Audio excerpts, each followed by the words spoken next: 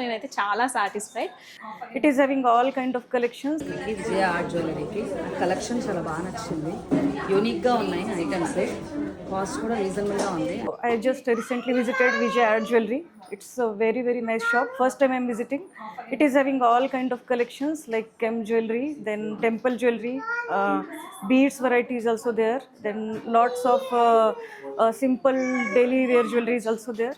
And the price is quite reasonable and the staff is very cooperating. I'm very happy to do shopping here.